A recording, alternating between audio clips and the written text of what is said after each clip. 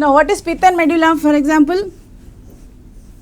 Okay, imagine that it is epidermis surrounded by cuticle, this is cortex, then this is endodermis, then this will be pericycle. So inside to the xylem tissue or inside or center part or the tissue parenchymatous located parenchyma tissues towards the inner side of the xylem is called as pith or medulla.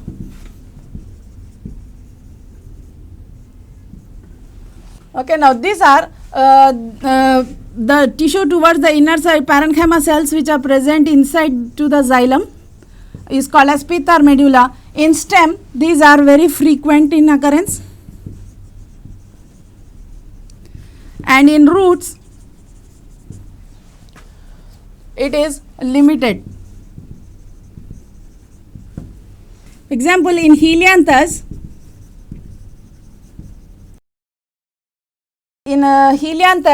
it is considered as one of the examples of herbaceous stem. For example, in any herbaceous stems, here we take an example of Helianthus. In Helianthus stem, the central portion is covered by or made up of parenchymatous pith or medulla. Pith or these cells are continuous without intercellular spaces.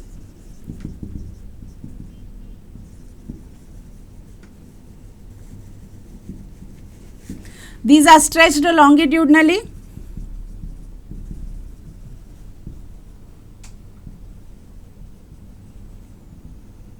Now, when we talk, these are about the points of the pith. These are the continuous parenchymatous cells which are present towards the central region towards the xylem. This is occurring infrequently in the stems.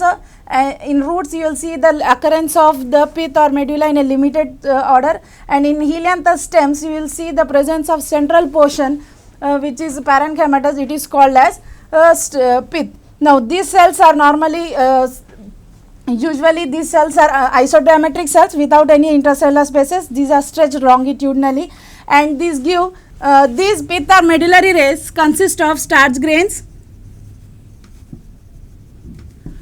crystals. Pith or medulla, it is a parenchymatous cells which are present towards the center of the xylem. In stems, it is occurring frequently, and in roots it is occurring in a limited form. In some angiospermic stems, we will see that in Helianthus stem, these the stem of any angiospermic stem, you will see the center part of the stem towards the inner side of the xylem, you will see the presence of pith or medulla. Now, what is the structure of the pith or cell?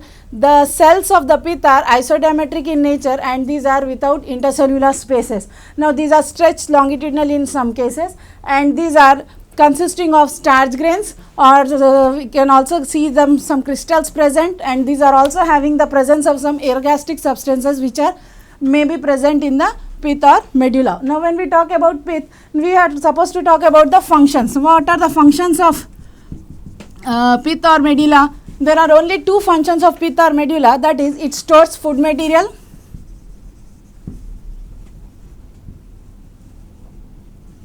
and it gives mechanical strength.